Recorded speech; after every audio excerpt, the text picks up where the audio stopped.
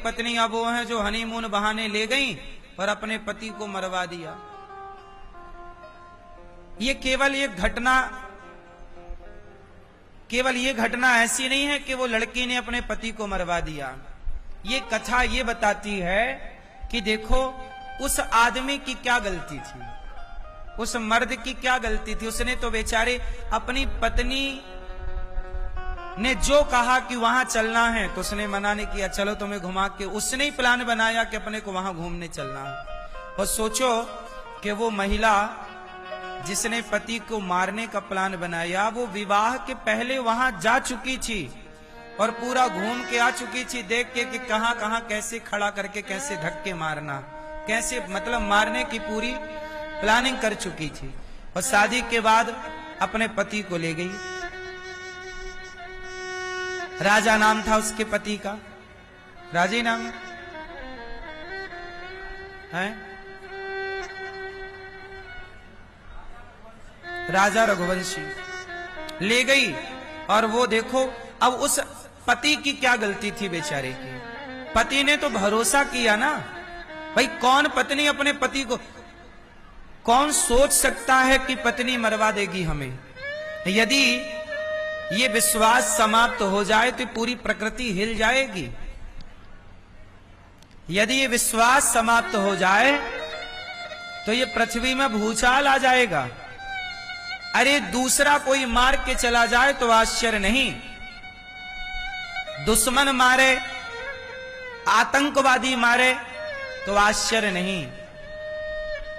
वो तो मारने ही आए हैं। अभी आतंकवादी आए और जात पूछ के हिंदू हो के नहीं, मार के चले गए।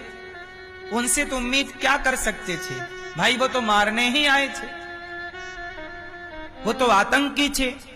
पर तुम तो अर्धांगिनी थी, साथ जीने मरने की कसम खाई और आपने शादी के महीने भर के भीतर अपने पति को आपने मौत के घाट उतार दिया, केवल इसलिए कि आपको कोई दूसरा लड़का पसंद है। तो जब पसंद ही था तो विवाह उसी से करती, फिर इसे बीच में बर्बाद करने की क्या जरूरत थी। उसकी तो जिंदगी खत्म, बेचारे को मार ही दिया। उसके माँ बाप के साथ क्या गुजर रही होगी, उस आदमी की क्या गलती थी। क्या विश्वास करना इतना बुरा है? फिर कौन किस पर भरोसा करेगा। मेरी मां एक बात बताऊं, ये जो हाल आज देखने को मिल रहे हैं ना, इससे आप ये समझो कि इंसानियत खतरे में जा रही है। आप कितना भी विकास कर लो लेकिन मानसिकता का तो विनाश ही हो रहा है। हाँ या ना? ये मानव जाति का सबसे बड़ा ह्रास है, पतन है। इससे बड़ा पतन इंसान का और क्या हो सकता है। जिस देश की नारियां अनसुईया होती हैं, जिस देश की नारियां सावित्री बनकर यमराज के मुंह से अपना पति वापस ले आती हैं, उस देश की नारियां अपने पति को मरवा डालती हैं। ये सुनने में कितना अजीब है, कितना भयंकर है। इसलिए मेरी मां, आजकल का युग है कि शादी ब्याह करने के पहले अपनी बेटियों को, अपने बेटों को बहुत अच्छे से समझ लो, जान लो, परख लो। लड़की की मां, उस मां को भी नहीं पता था कि मेरी बेटी ऐसी है। कोई थोड़ी जानता है कि कोई कैसा है, व्यक्ति तो भरोसा करता है। इसलिए आप लोग अपने बच्चों को संस्कार दीजिए।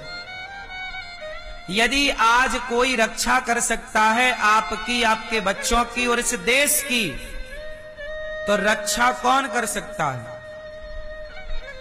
पुलिस रक्षा कर पाती तो राजा की रक्षा कर लेती, ना मरता। सेना रक्षा कर पाती तो कर लेती, ना मरता।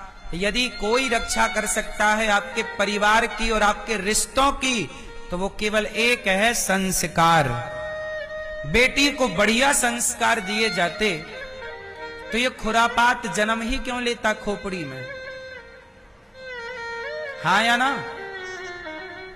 भाई सेना तो बॉर्डर की रक्षा के लिए है, पुलिस तो देश की व्यवस्था के लिए है, पर संस्कार घर के भीतर की व्यवस्थाओं में काम करता है। इसलिए आज की जो जनरेशन है, आज के जो बच्चे हैं, वो हरकत ये इसलिए कर रहे हैं क्योंकि संस्कारहीन है। अब बताओ संस्कार क्या है? सबसे बड़ा संस्कार क्या है? चरित्र का संस्कार ही श्रेष्ठ संस्कार है।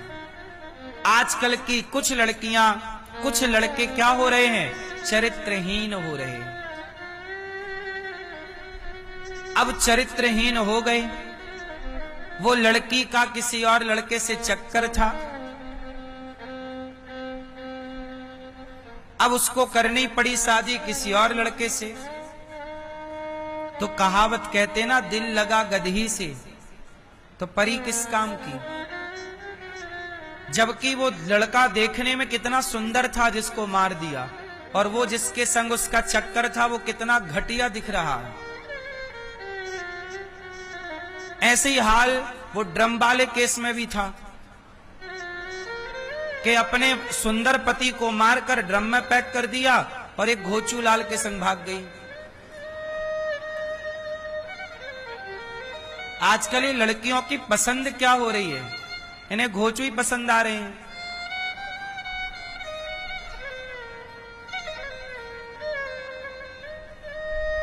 हाँ या ना?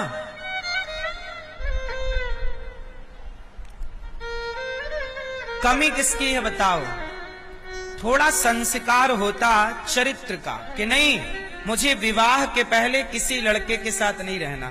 एक लड़की आई मेरे पास अभी 2 दिन पहले, प्रश्नोत्तरी में भी पूछा उसने। वो लड़की बोली, गुरुजी मैं एक लड़के के साथ रहती थी, उसने बोला मैं शादी करूंगा, तो मैं उसके संग रिलेशन में चली गई और अब वो कह रहा मैं शादी नहीं करूंगा। ये मैं एक सवाल पूछूं, शादी कर लेना बहुत अच्छा है, विवाह कर लेना बहुत अच्छा है, पर विवाह के पहले जो आप रिलेशन बना लेते हैं, शारीरिक शोषण जो आप अपना करा लेते हैं या कर लेते हैं, ये बहुत हानिकारक है, स्त्री के लिए भी और पुरुष के लिए भी। बोलो हाँ। इसलिए कहता हूं कि शादी विवाह के पहले तक तो ब्रह्मचारी ही रहना चाहिए। पहले की यही परंपरा थी। अब आज के लड़के होशियार हैं, शादी हुई नहीं, पहले ही उनका मन भटकने लग जाता है और वो अपना शारीरिक पूर्ति करने लग जाते हैं। उन्हें पता नहीं है, लेकिन उसके दुष्परिणाम क्या है। एक दूसरी बहन आई, उसने कहा गुरुजी हमारी बहन है, उसने विवाह किया और विवाह करने के बाद, बहुत ध्यान से सुनना, ये बात आपके काम आएगी भविष्य में। एक लड़की ने विवाह किया, विवाह के कुछ दिनों बाद पता चला कि उसके पति को एड्स की बीमारी है, एड्स है। तो डॉक्टरों को दिखाया, भाई ये कैसे हुआ? तब उस डॉक्टर ने बताया कि इस आदमी का बहुत सारी स्त्रियों से चक्कर था, तो ये एड्स हो गया। अब आज के लड़के लड़कियां जो लिव इन में रह रहे हैं, क्या है ये लिव इन ही एक प्रकार का एड्स है। ये लिव इन अपने आप में क्या है? एड्स है। अपने आप में एक बीमारी है ये लिव इन, है या नहीं? कोई भी लड़की शादी के पहले पराये पुरुष के बारे में ना सोचे, और कोई भी लड़का ऐसे संस्कार दो आप कि आपकी बेटी विवाह के पहले सोचे ही ना पराये के बारे में, और लड़का भी पराये नारी के बारे में विवाह के पहले सोचे ही ना, तो फिर देखो कोई संबंध, कोई रिश्ता कभी टूट ही नहीं सकता। गलतियां ये हो गई कि आपने अपनी जड़ों को काट दिया। सनातन की जड़ क्या है? बोलो। सनातन की जड़ है चरित्र। राम चरित्र सुनवे को रसिया, राम लखन सीता मन।